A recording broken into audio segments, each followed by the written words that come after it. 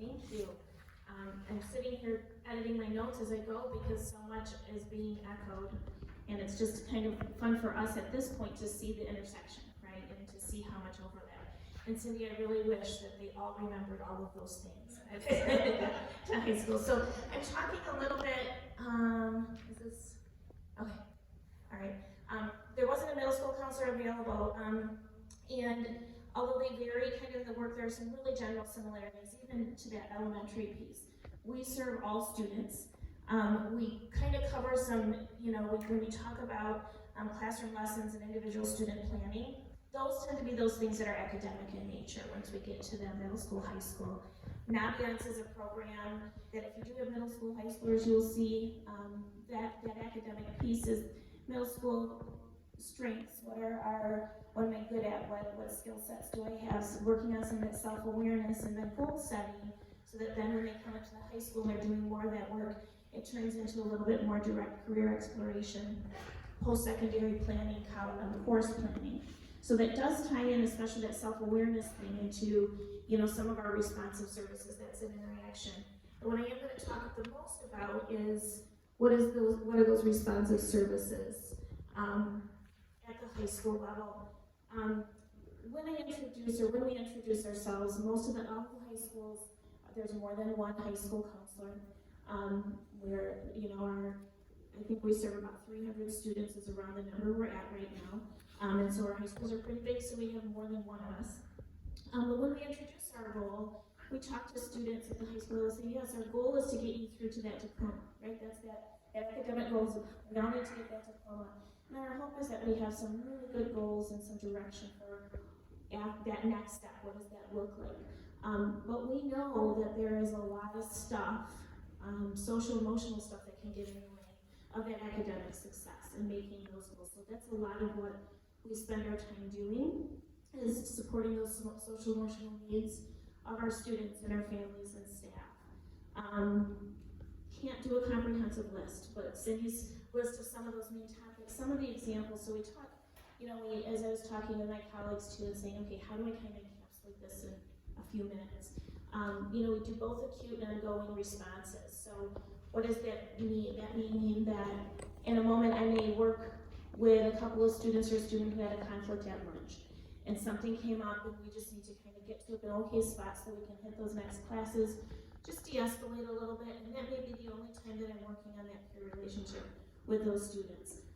It could turn into a bigger thing later where we have a restorative conversation and those types of things, but that would be an example of a more acute situation that we deal with often. Some of the more ongoing things would be a student who is working to manage an anxiety disorder.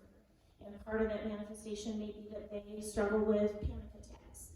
And so unpredictable, not always able to control it if they happen within the school setting, trying to help meet with them, help use whatever coping skills they may have to de-escalate, hopefully get back to the classroom, but also help determine, hey, do we need to kind of go home? So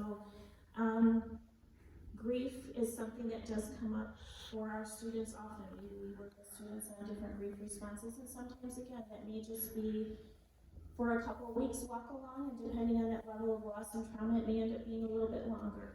We work with families, teachers, a lot of times the conversations begin with a teacher or a family who's just saying, and this would apply to any of you in the audience to make that walks away with, something just feels off. I'm not sure what it is, or this is what's going on, and it's a safe space. We don't walk away necessarily with certain action steps. Sometimes it's just to say, hey, this is okay, this is normal, this is what we will watch for. And sometimes it is more intense, and we need to look at those things. But if there are mental health concerns that are happening for an adolescent, it's how is it impacting the educational setting, and how are we most appropriately supporting them in the school setting to kind of figure out what those things are.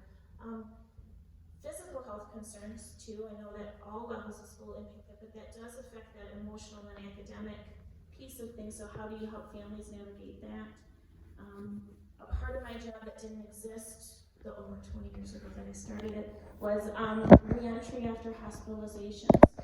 We have a lot of students who do seek that outside mental health support, and we do have a lot of hospitalizations for mental health concerns, and so how do we expect students to come back into, especially at the high school level when, you know, these things keep moving. We can't just pause and what do we do about that? How do we support and make it so that it's a reasonable and a positive shift? I know that Cindy mentioned also restorative conversations, you know, with peers, often with teachers. Sometimes it's really hard. Sometimes high school is the first time that students have had to struggle with maybe the academics or managing. They're managing 6 different, usually high expectation settings in a day.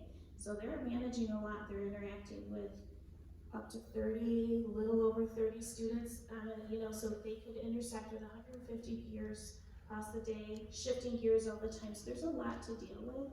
And so sometimes it's just, how do I communicate? This is what I'm feeling. How do I best communicate what has happened more recently? And I would say this is probably true for all, is that avoidance seems to be the quickest, right? We want to avoid those things that hurt or are uncomfortable. And so trying to work through and develop a little bit more of that grading to say, how can we make this better right now, but what might be that long-term step?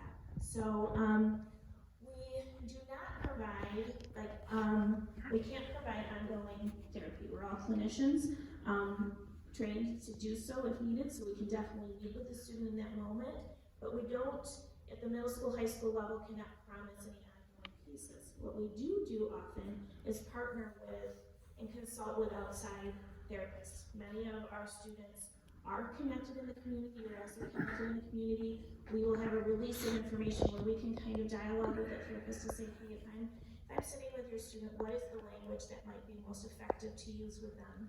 What are some of the strategies you're working on? What are some of those goals? So that we're, you know, meeting the student and trying to kind of move them forward in that same space. A big part of our job then is that consulting piece. And when is it that we are not, or the school cannot meet the needs of that the student, we will often then refer to our mental health liaisons. And for some families, it does just feel safer to say, you know what, I just feel more comfortable to have this type of conversation with somebody that is not intersecting with my student in the hallways or has no kind of connection to that. So that's one of the gifts of having them, and maybe we'll talk about a role there. We may refer, we sometimes often talk about the importance of connecting with your pediatricians. That is one of the critical steps when we're talking about there's so much going on physically and emotionally for our teens. And so trying to sort of, hey, where are all of those things? So that big picture is it's problem solving, right? It's connecting, it's consulting. We work with our team. Our team includes all of the people that have presented in components here. We also remember that child study team, which does the MTSS work that Lisa talked about. Crisis response stuff, that's the hardest stuff, right? We do it, when I say individual crisis response, that's, you know, connecting with a student who may be experiencing suicidal ideation, right? How do we connect with and figure out what is here in front of us and what are those next steps? Two of those maybe building and or district crisis response that nobody wants to have to kind of handle. We don't have a social worker here, but I do want to touch on what their work is.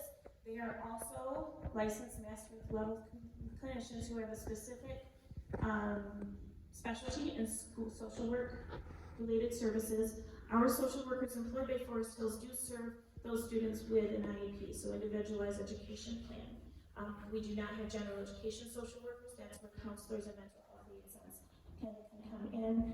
And so they also are a part of that child study team, the crisis response team that we've been talking about. I'm going to turn it over to Maddie to talk about the role of mental health liaisons. Look forward to some questions.